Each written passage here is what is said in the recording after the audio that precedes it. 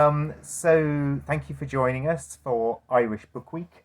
Irish Book Week is happens the middle of October every year, and it's a campaign really to draw attention to the wonderful Irish books that we have available. It's run by Bookselling Ireland, a branch of the Booksellers Association.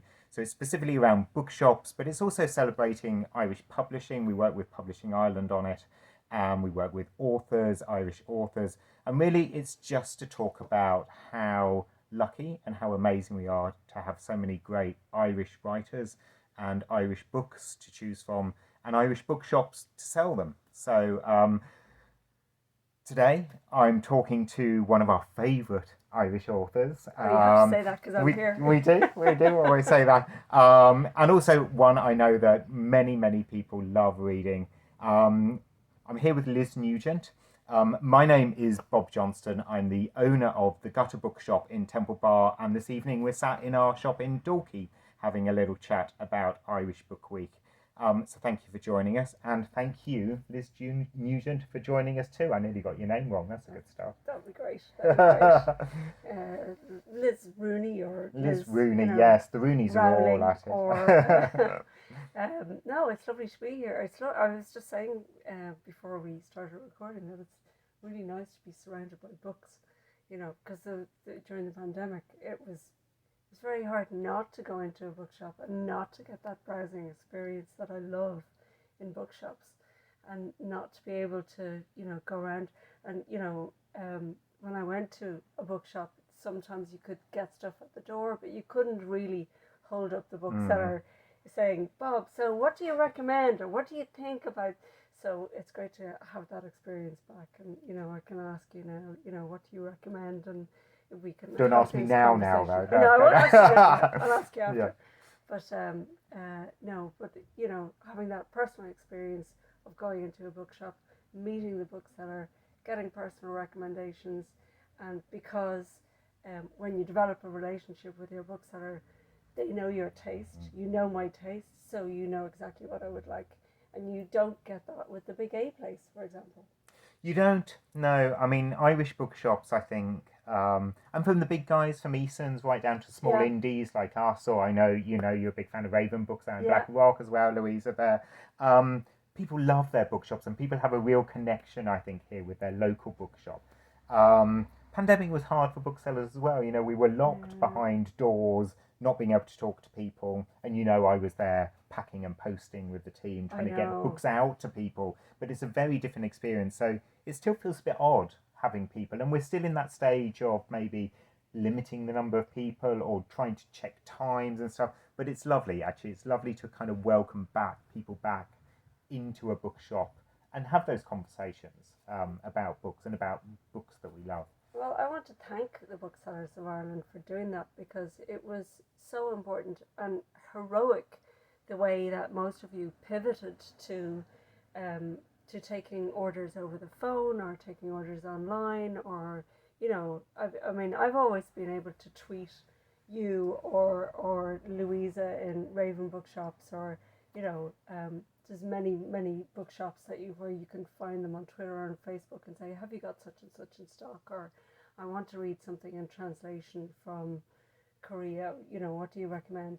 And that you were able to do that online, and that you all turned that around so quickly, so that we weren't deprived of our books.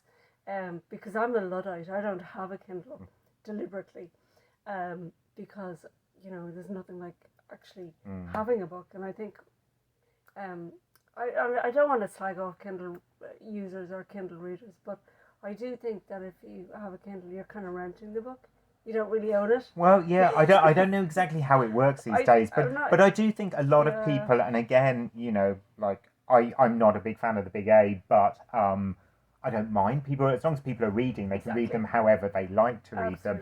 But yeah, there's something about a paper book, and there's also something about the way your brain switches off when you pick up a book like that. Particularly people like me, a writer, and loads of other people in many other professions spend their lives in front of a computer. So when you're relaxing and wanting to read, I think it's so much nicer not to be looking at a screen. Yeah. You know what I mean? So that's why, the reason why a print actual text copy is so important.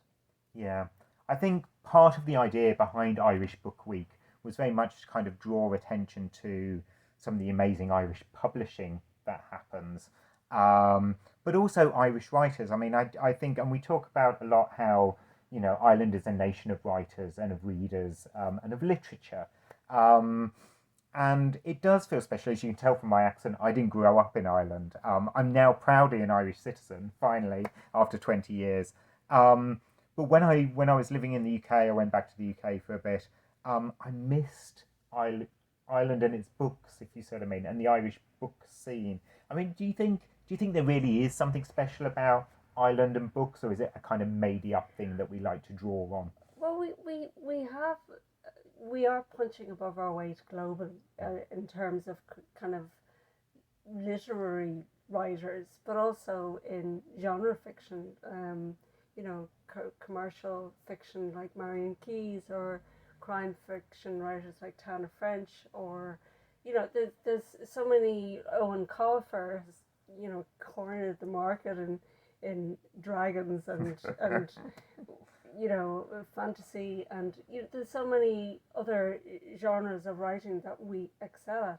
And I don't know whether we are sort of clapping ourselves on the back too much, but I think we do have a long history of storytelling, and the Shanna Key was a very respected person in ancient Irish history, the storyteller, and your value in your local village a lot of the time would depend on your ability to tell a story. So the Shanna Key, the old Irish word for a storyteller, was a really highly valued member of society. So I think there is something to it, but also I think there's something about long dark winters, and you find the same in Scotland actually. You know, I mean, Scotland has more writers. Certainly, I mean, I think they have 5 different crime writing festivals. Let alone, I mean, they do tend to go. They like a good festival in Scotland, I believe, also, as we do in Ireland. In fairness, yeah. But also, Iceland is another place where, you know, in actual fact, Iceland only has 1 murder a year, and yet in a population of 300,000, there's about 35 crime writers who write about like really horrific serial killers, you know. So, and they have a big crime festival every year. But I think there's something about the dark that makes storytelling more important. Yes. You know, and the history of it, going back to before electricity and before oil lamps. You know, what do you do? Do you amuse yourself in the dark? You know. Yeah. Apart from the obvious. Exactly. Write a good book, says Liz. There you are, between adults. But yeah, make up stories and tell them to each other. So, very quickly, because we won't go too much into, how did you end up being a writer? How did you end up being a crime writer? How did that happen? I don't know. I started off being a terrific liar. Always useful for fiction, I think. Yeah, I think, I think. Parents are always really hard on children who tell lies, but they're only just stretching their imagination. Although a lot of the time I was telling lies to stay out of trouble. But I think I always had an impulse to tell a story, and I would always exaggerate stories. If somebody told me a story about something that happened to them, when I was retelling that story about what happened, I'd add in a few details and brush up the story and improve it. You know, just slide a little murder in where you could. That's a really Irish thing of, you know, exaggerating, you know, whatever happened to somebody else, and perhaps making the story your own, you know, for extra value. So yeah, that was always a thing, and then I think the first thing I wrote was a factual little memoir piece for Sunday Masonic. Okay. And then I entered the Francis McMahon's short story competition, and I, you know, with my first ever short story, I'd never written one before, and that got shortlisted, and that became the first chapter of Unraveling Oliver, my first book. But I didn't set out to write a crime novel. It just happened that that's what it turned out to be. Yeah. And I'm very happy to be in the crime family now, I suppose.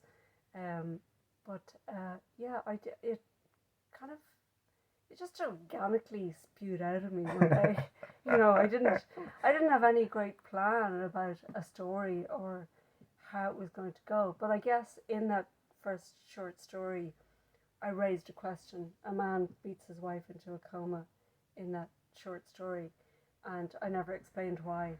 And so when I went to write further chapters, I wanted to find out why. Yeah. Because I wanted to find out for myself, why did he do this? Like, I've written this kind of standalone piece, but it's very incomplete for me, and now I need to find out why.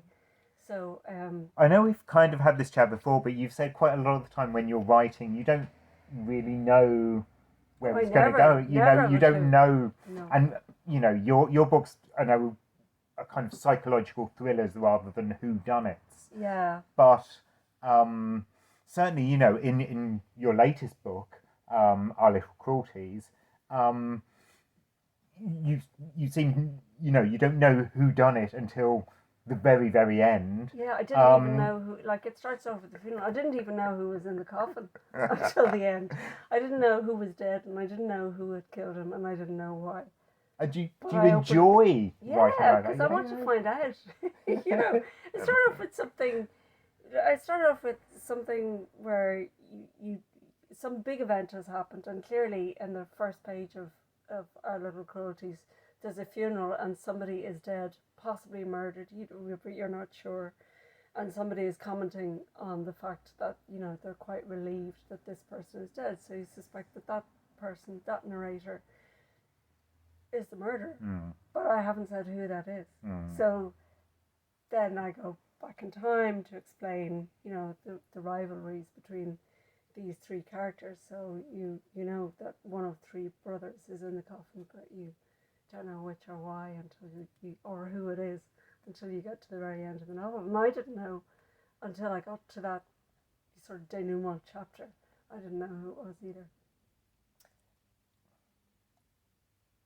I was trying to frame a question, I guess, around the Irishness of your writing. It sounds very pretentious, but I don't mean it like that. I mean, is it important that your books are set in Ireland? I think one of your books is set in France. It's partially, but then also partially in Ireland. Yeah, it goes from like a tiny island off the west coast of Mayo, so right. Extremely Irish. In fact, if I was to write really authentically, it would have been an Irish language. It would have been a Gaeilge speaking island, but I couldn't do that because I'm writing for an international market, I suppose, and it would have been too complicated. But it is important to me that the books are set in Ireland. I don't know when it comes to film adaptations what's going to happen with that, whether they will still be set in Ireland. I don't know. It's none of my business. But because I know Ireland. I know actually the one I'm working on now that will be published, I think, next July, is partially set in New Zealand. Okay. Because I toured New Zealand in 2019. Thank God I did it then, because I was probably the last Irish writer to tour, to do a book tour of New Zealand. Because things are not looking great there now. But so they're always grounded in Ireland, and if I ever write a book that's not set in Ireland, it will certainly be an Irish character at the heart of it. So we'll see how that goes. Yeah. Well, thank you for because I never like to ask about a next book, so you've introduced it, so it's on its way. I know you've kindly squeezed this in just as you're kind of working on final edits for the book, so there's a lot going on. I've only handed in a first draft, and I'm way behind, so I'm getting my structural edits next week, and then hopefully I should be done with it by January for publication in July, and I'm very worried that they might have to push that back, because I don't want to be published in September. Because that's when you're up against the Richard Osman and the Sally Rooney. There's always a lot, but you know, there's always a lot throughout the year now, which is a good thing. But I know what you mean. It's finding your space. But I think the reason, you know, we bring up edits and talk about things like this because sometimes I don't think people really know how much work goes on into creating that book. You don't really start the like, work until you're doing the edits. Yeah. The edits is where the real work begins. But I like the editorial process because at least you have something to work on. You have something to change or to cut or to rewrite. It's the blank page that terrifies me. Yeah. The first draft is hell. It's like getting blood from a stone, and I really hate it. But you do it, so thank you. Thank you for that. Going back to actually, you were saying you're doing a book tour of New Zealand, and I know your books have kind of been published. Do you know how many countries your books are published in these days? Is it? Languages, I suppose, because Spanish covers a lot of territory, but I at last count it was 16 or maybe 17. So not huge in the scheme of things, like not like Marion Keys, I think it's like 47 or something. But so not global, but certainly all of Europe and Korea and China and I think Taiwan. All places you'd quite like to go on a little visit, have a little tour. I think again on and all English-speaking territories, India and Pakistan and I can't think of them all. But that's good. I'm thinking again around Irish Book Week, I guess, this idea that, you know, Irish literature travels the world and that there's all these people in India, in New Zealand, in India, in Taiwan reading about this place in Ireland, this this Dublin 4 kind of couple or whatever. I just find it intriguing, and again I suppose part of the celebration of Irish Book Week in a way is talking about how far Irish books reach. But I think the way Irish writers write it has a universality about it, because if you think of a book like by Vikram Seth, A Suitable Boy, he had that really domineering. She could have been an Irish mother, you know what I mean? And the whole thing about getting married to the right person, and it like that could easily have been set in Ireland. In the same way, my books could have been set in India, because there's always a class issue, as there is a caste issue in India.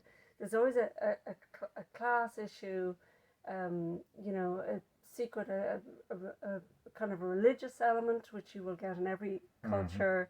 There's intrigue and skullduggery and betrayal, which you will get in every society. So I think all Irish writers travel quite well. Like, I'm looking around at the books in front of me. I'm looking at John Connolly, sold all over the world, and Sally Rooney, obviously all over the world. There's no reason why our books can't travel, and they do, which is handy. It is handy, and it's lovely for a small country with, as you say, that punches above its weight all the time, to actually have that universal appeal. It's amazing, and it's also great for Irish books and Irish writing, I think. I think we are just about out of time, so I want to say a big thank you to Liz Nugent for joining us for Irish Book Week here in the Gutter Bookshop in Dalkey. And again, Irish Book Week continues. I think the dates this year, I have to always check date, 16th to the 23rd of October 2021. Do pop down to your local bookshop. Do try to support Irish books and Irish writers where you can. And thank you very much to Liz and to you for joining us.